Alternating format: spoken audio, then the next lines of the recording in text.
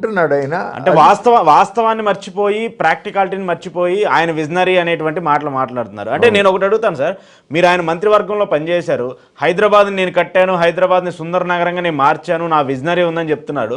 ప్రతిదాన్ని కూడా హైదరాబాద్తో పోల్చుకున్నప్పుడు మీరు ఆయనతో పాటు పనిచేశారు కదా, ఆ విజనరీ ఇంతవరకు కనిపించింది అక్కడ హైదరాబాద్కి సంబంధించి అయింది?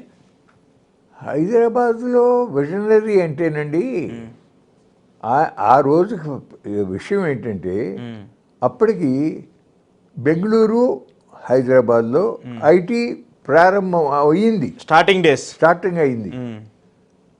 Y2K ప్రాబ్లం వచ్చినప్పుడు డెవలప్డ్ కంట్రీస్లో అకౌంటింగ్ దానికి సంబంధించి వాళ్ళ రికార్డ్స్ అన్నీ కూడా మళ్ళీ తిరగ రాసుకుంటానికి టెక్నీషియన్స్ యొక్క ఆవశ్యకత వచ్చింది.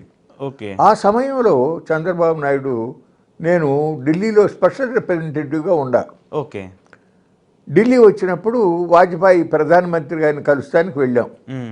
కలిసినప్పుడు చంద్రబాబు నాయుడు వాజ్పేయి గారితో, సార్ ఇదివరకు భారతదేశం ఇండస్ట్రియల్ రెవల్యూషన్ మిస్ అయ్యింది, ఇప్పుడు ఇన్ఫర్మేటిక్స్ రెవల్యూషన్ అన్నా మనం అందిపుచ్చుకుంటే బాగుంటుంది అని చెప్పాడు. నిజమే బాబు గారు, మంచిదే, తప్పనిసరిగా మనం దాని గురించి ఆలోచిస్తామని చెప్పి ఒక టాస్క్ ఫోర్స్ వేశారు. కేంద్ర ప్రభుత్వం జస్వంత్ సింగ్ కన్వీనర్గా, చంద్రబాబు నాయుడు కో కన్వీనర్గా టాస్క్ ఫోర్స్ వేశారు. ఆ టాస్క్ ఫోర్స్ సభ్యులు బెంగళూరు, హైదరాబాదు, పూణే, చెన్నై ఇవన్నీ తిరిగి స్టేక్ హోల్డర్స్ అందరితో సంప్రదించి they have given a good report. Vajpayee garu ఇమ్మీడియట్గా ఆమోదించాడు. Chandrababu Naidu himself being the chief minister of Andhra Pradesh at that point of time, ఆయన ఈ గచ్చిబౌలి, ఫైనాన్షియల్ సిటీ ఆ ప్రాంతాల్లో నానక్రామగూడలో ఒక్కొక్కళ్ళకి 2 ఎకరాలు, 3 ఎకరాలు, 4 ఎకరాలు అట్లా కేటాయించాడు ప్రభుత్వానికి, ప్రభుత్వ భూమి. చక్కగా వాళ్ళు డెవలప్ చేశారు. ఆ ఐటీ డెవలప్మెంట్ వలన హైదరాబాద్ సిటీలో ఇంకా పాపులేషన్ పెరిగింది, అట్లాగే బిల్డింగ్ కన్స్ట్రక్షన్ యాక్టివిటీ పెరిగింది, ట్రాఫిక్ పెరిగింది, రహదారుల సౌకర్యాలు విస్తరించాల్సి వచ్చింది. Yes, development had taken place. అయితే అది తన వలనే జరిగింది అనేటటువంటిది సెల్ఫ్ బోస్ట్ కరెక్ట్ కాదు. దీంట్లో చాలా మంది పాత్ర ఉంది. ఎస్, ఎందుకంటే ఈ హైదరాబాద్ నగరం ఇప్పుడు పురాతనంగా నైజాం కాలం నుంచి కూడా, ఆ రోజుల్లో ఆ నైజాం నవాబ్ టైంలో సక్సెసివ్గా గ్రామీణ ప్రాంతాల్లో వచ్చిన ఆదాయం అంతా హైదరాబాద్ సిటీ మీద ఖర్చు పెడతా వచ్చారు. అట్లా హైదరాబాద్ నగరం అభివృద్ధి అవటం, దానికి తోడేమైందంటే హైదరాబాద్ స్ట్రాటజిక్ లొకేషన్ చాలా ఇంపార్టెంట్ అండి. ఇతర దేశాల నుంచి హైదరాబాద్ సిటీ మీద దాడి చేయగలిగిన అవకాశం లేనే లేదు. చాలా లోపల ఉంది కదా. రెండోది centrally located in the country సౌత్లో. సో కొన్ని వందల కేంద్ర ప్రభుత్వ సంస్థలు, పరిశోధనా సంస్థలు, డిఫెన్స్ సంబంధించి, అగ్రికల్చర్ సంబంధించి, అనేక ఇండస్ట్రీకి సంబంధించి బోల్డ్ అని పరిశ్రమలు కూడా వచ్చినాయి. సో అవన్నీ రావడం బట్టి హైదరాబాద్ డెవలప్ అయింది. కానీ సో ఈ క్రెడిట్ అంతా కూడా ఆయన తీసుకొని మరొక హైదరాబాద్లో నేను అమరావతి చేస్తాననేది మాత్రం అది ఇంపాసిబుల్. హైదరాబాద్ సిటీ ఆ రోజు చంద్రబాబు నుండి, తర్వాత రాజశేఖర రెడ్డి నుండి, వాళ్ళు రేవంత్ రెడ్డి నుండి ఎవరు ఉండా లేకపోయినా Hyderabad city will continue to grow in future also. ఆ అడ్వాంటేజ్ ఉంది సిటీకి, కాస్మోపాలిటన్ సిటీ కూడా. ఈ రకంగా అమరావతిలో కూడా అభివృద్ధి జరుగుతుంది. మీ పొలాలన్నీ ఎకరం 100 కోట్లు చేస్తుంది అనేటటువంటి భ్రమలు కల్పించడం శుద్ధ తప్పు. ముందు నువ్వు ఆ లేఅవుట్, ఎల్పిఎస్ లేఅవుట్లు సంబంధించిన పనులన్నీ పూర్తి చేయి. న్యాచురల్గా పెరగాల్సింది పెరుగుతూ వెళ్తూ ఉంటుంది. న్యాచురల్ గ్రోత్ అవసరం కానీ క్రియేట్ చేసే గ్రోత్ అవసరం లేదంటారు మీరు. అవునండి. ఇంకోటి సార్, ఇక్కడ నేను ఒక పాయింట్ అడుగుతున్నాను.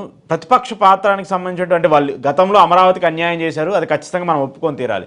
కానీ ఇప్పుడు వాళ్ళు కూడా అమరావతికి కన్ఫైన్ అయి ఉన్నారు. మేము కూడా అమరావతిని రాజధానిగానే ఒప్పుకుంటున్నాము, కాకపోతే రైతులు చేసినటువంటి ఈ 30,000 ఎకరాలు 40,000 ఎకరాలు కాదు, ఒక 10,000 ఎకరాల్లో ఒక మంచి సుందర నగరాన్ని క్రియేట్ చేసుకుందాము, గుంటూరుని విజయవాడని కలుపుకొని ఒక పెద్ద నగరంగా చేసుకుందాం అని చెప్పేసి జగన్మోహన్ రెడ్డి, వైసీపీ పార్టీ వీళ్ళు అంటున్నారు. ఎందుకంటే ఇక్కడ ఉన్నది 2 మెయిన్ పార్టీ, పార్టీలు టీడీపీ జనసేన కాబట్టి వైసీపీ స్టాండ్ చాలా ఇంపార్టెంట్ ఆంధ్రప్రదేశ్ రాష్ట్రానికి సంబంధించి. సో వాళ్ళ వ్యూహాన్ని మీరు ఎలా చెప్తారు దానికి సంబంధించి? జగన్మోహన్ రెడ్డి గారికి సరైనటువంటి ఒక క్లారిటీ ఉండట్టు కనిపించట్లా. ఎందుకంటే అసెంబ్లీలో రాజధాని విషయం చర్చ జరిగినప్పుడు కనీసం 30,000 ఎకరాలు లేకపోతే ఎట్లాగూ అనే మాట అన్నాడు. అవును, ఎలక్షన్ల ముందు చంద్రబాబు నాయుడు గారు చేసిన దానికన్నా నేను ఇంకా చాలా అభివృద్ధి చేస్తాను అమరావతి రాజధాని నగరాన్ని అని చెప్పి అన్నాడు. అధికారంలోకి వచ్చిన తర్వాత ఏమో ఒక రాజధాని కాదు 3 రాజధానులు ఉండాలి, విశాఖపట్నంలోనేమో అడ్మినిస్ట్రేటివ్ క్యాపిటల్, అమరావతిలోనేమో అసెంబ్లీ సమావేశాలు జరుగుతాయి, కర్నూలులోనేమో న్యాయ రాజధాని ఉంటుందనే లైన్లో మాట్లాడాడు. మాట్లాడుతూనే కాకుండా అమరావతి రైతుల పట్ల కొంత కక్షపూరితంగా కూడా వ్యవహరించాడు. దానివల్లనే అక్కడ మహిళలతో సహా ఉద్యమం దీర్ఘకాలం కొనసాగిన పరిస్థితి కూడా జరిగింది అనుకోండి. సో దానివల్ల కొద్ది ఆయన స్టాండ్ కరెక్ట్గా లేదంటారు. ఎస్. సరే, కంక్లూడ్ చేస్తే చివరిగా ఒక పాయింట్ సార్, ఈ పీపీపీ విధానాన్ని మీరు ఎలా చూస్తారు? ఎందుకంటే మెడికల్ కాలేజీలు అనేది రావటం ఎంత కష్టమో మీకు కూడా తెలుసు, మీరు ఢిల్లీలో కూడా పనిచేశారు, అక్కడ ఉన్నాయి. సో అలాంటిది మెడికల్ కాలేజీని మన రాష్ట్రానికి 17 కాలేజీలని ప్రభుత్వం తీసుకొస్తే, నేను పార్టీ గురించి మాట్లాడేది, ప్రభుత్వం తీసుకొచ్చింది, ప్రభుత్వం అనేది కంటిన్యూటీ ప్రాసెస్. సో అలాంటి ప్రభుత్వం తీసుకొచ్చినటువంటి పథకాలని పీపీపీ అని చెప్పేసి ప్రైవేటీకరణ చేయటం ఎంత తప్పు. దాంతోపాటు ఆరోగ్యశ్రీ వల్ల కొన్ని లక్షల మందికి వాళ్ళకి ఉపయోగపడుతూ వచ్చింది, దాన్ని కూడా ప్రైవేటీకరణ చేస్తున్నారు. సో ఈ పీపీపీ పద్ధతిని మీరు యాక్సెప్ట్ చేస్తారా, దాన్ని వ్యతిరేకిస్తారా? వ్యతిరేకిస్తామండి. ఎందుకంటే ఇప్పుడు ప్రభుత్వం యొక్క బాధ్యత భారత రాజ్యాంగం ప్రకారంగా కూడా 14 సంవత్సరాల లోపు పిల్లలకి ఉచిత విద్య ఉండాలి అనేది రాజ్యాంగం చెప్పింది. అట్లాగే వృద్ధులు, పసిపిల్లలు, ఇటువంటి వాళ్ళ యొక్క హెల్త్ అవసరాలు ఓల్డ్ ఏజ్ పీపుల్ అవసరాలు చూడాల్సిన బాధ్యత కూడా ప్రభుత్వానికి ఉంది. ఆ కోణంలో ఆలోచించినప్పుడు సరే, విద్య అంటే ప్రైవేటైజ్ అయిపోయింది ఆంధ్రప్రదేశ్ రాష్ట్రంలో. వాళ్ళ కొద్ది సంస్థలు నారాయణ, శ్రీ చైతన్య, భాష్యం వీళ్ళ చేతుల్లోకి వెళ్ళిపోయింది. కనీసం వైద్యం అన్న సామాన్య ప్రజలకు అందుబాటులో ఉండాలి. కానీ వాళ్ళ చాలా కాస్ట్ ఆఫ్ హెల్త్ చాలా పెరిగిపోయింది. దాని మూలన ఏటా కూడా కొన్ని కోట్ల మంది పావర్టీ రేట్లోకి రేఖ కిందకి వెళ్ళిపోతున్నారని రిపోర్ట్లు ఉన్నాయి.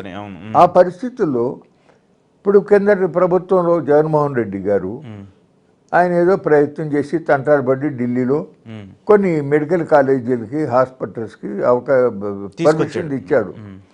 వాటిని చక్కగా పూర్తి చేసి ప్రతి మెడికల్ కాలేజీకి అటాచ్డ్గా హాస్పిటల్ కూడా ఉంటుంది. అప్పుడు in addition to the government hospitals ఇప్పుడు ఉన్న వాటికి తోడు అదనంగా ఇవి కూడా రావటం వల్ల వైద్య సేవలు పెరుగుతాయి కదా. అవును, పేదవాళ్ళకి ప్రత్యేకించి డబ్బు పెద్దగా ఖర్చు పెట్టుకోలేనటువంటి వాళ్ళకి ఆ హాస్పిటల్స్ ఎంతో ఉపయోగపడతాయి. వాటిని కంటిన్యూ చేయాల్సింది పోయి మా దగ్గర అంత డబ్బు ఎక్కడుంది, 5,000 కోట్లు కావాలని అవన్నీ పూర్తి చేయాలంటే అనేటటువంటి బేదర్పులు అరిసి పీపీపీ పద్ధతి తీసుకొస్తాము అని చెప్పి అంటాం. అంటే అది ప్రభుత్వానికి సామాన్య ప్రజల యొక్క వైద్య సేవల విస్తరణ విషయంలో ఉన్నటువంటి నిర్లక్ష్యానికి అది ఒక ఉదాహరణ. ప్రభుత్వం దగ్గర 5,000 కోట్ల రూపాయలు వాటి మీద పెడతానికి లేదు అంటే ఇంతకన్నా శుద్ధ అబద్ధం ఇంకొకటి లేదు. అంత తప్పుడు